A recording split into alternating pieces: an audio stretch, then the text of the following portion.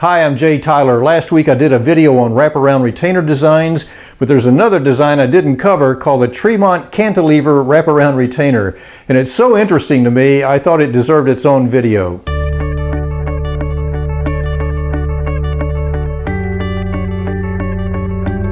This is the Tremont Cantilever Wraparound Retainer. It was developed by Dr. Timothy Tremont from White Oak, Pennsylvania.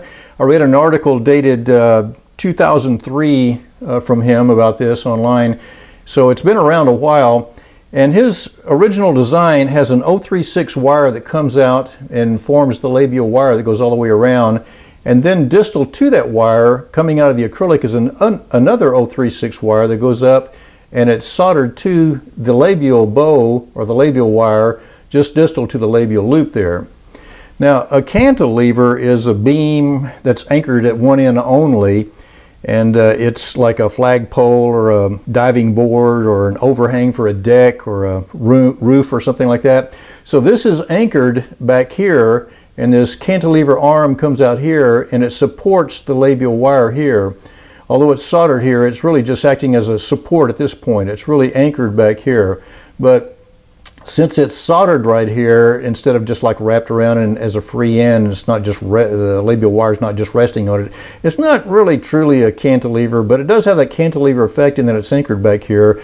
It could just be wrapped around it, but anyway, it's soldered to it. But that makes it really, really rigid because these two wires work together right here and form a doubled wire pivot point. So when you bend it like this, it has both of those wires acting at that pivot point, and then this cantilever is supporting that labial wire. Now there's some modifications that I've seen to this, and this would be one. I saw this online recently where it had an 036 wire that came out, and actually that wire came up and tucked into the mesial of the first molar. I did this one where I tucked it into the mesial of the second molar. This is just a, this is not a real case, this is just something I made up for this video. So anyway, this wire soldered to it is what would be a cantilever wire that would go up here and be soldered to the labial wire just like the other side. But this is not a true cantilever, this is just a parallel beam to this wire. For it to be a true cantilever, it would have to go back here and be attached in the acrylic back here, or be attached back here with a pivot point. It would share the pivot point with the labial wire. But my other video that I did last week on wraparound retainers, I used an 036 wire that came out and served as a C-clasp into the mesial of the first molar, and then soldered to that was the 030 labial wire. And you can see that you know, it does give it the same amount of rigidity that the other design would have. So this wire really is, it's the only thing it's doing is decreasing the flexibility between here and here. It's not really supporting this wire. If it did, it would have to go back here and share the pivot point back here. All right, so Dr. Tremont's design called for an 036 wire that went all the way around. A lot of doctors don't like that big of a wire. They want a smaller wire like an 030, which is what this is, so they can make little adjustments up here easier with their three-prong plier. It's just easier to manipulate. So I was curious, I just wondered if I used an 030 wire, came around here, and then used a cantilever wire of 030 size, soldered it together, if that would be enough, because it's such a good design, having that that shared pivot point back here with those two wires. And you can see it's, you know, it's not bad, it's pretty good. So there's some variations and modifications you could do with this. You could have Crozet clasps soldered to the first molars. You could have Crozet clasp on the second bicuspid if you wanted. You could have, I've got a video on that if you don't know how to do that. You could have modified ball clasps soldered to it and tucked into the embrasures, either here or here. I've got a video on that too if you want to check that out. Just look down there in our list of videos and you'll find it. So one of the considerations you have to have is the third molars. Now this is a double wire, it's one behind the other. I guess you could stack them on top of each other if you wanted. The cantilever would go underneath the labial wire.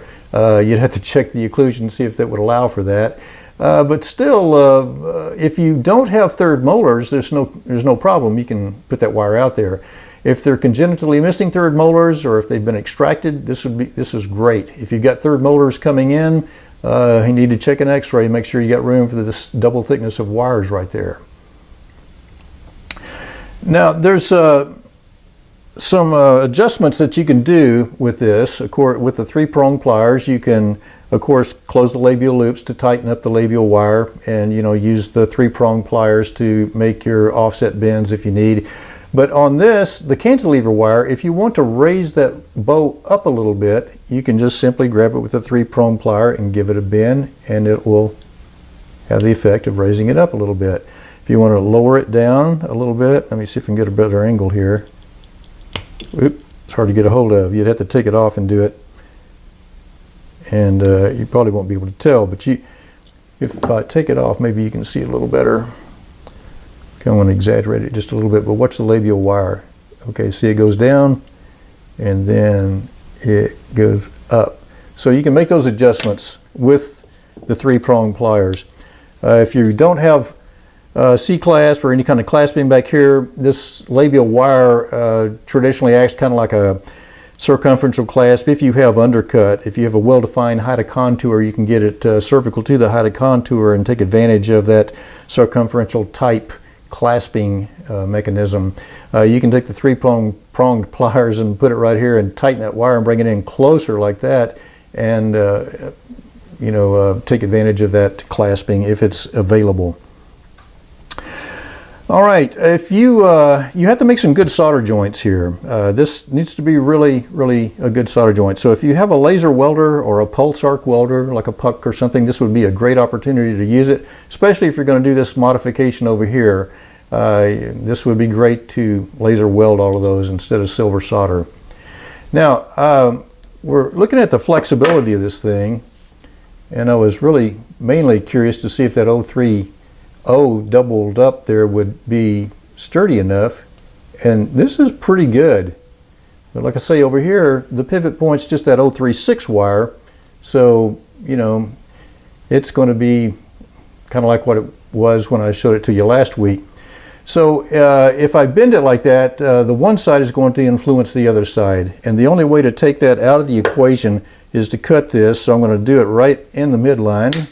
Cut that. Now this side is not being influenced by this side, and this side is not being influenced by this side, so I can really test it now and see. It's not as good as it would be if it was an 036 wire, that's for sure.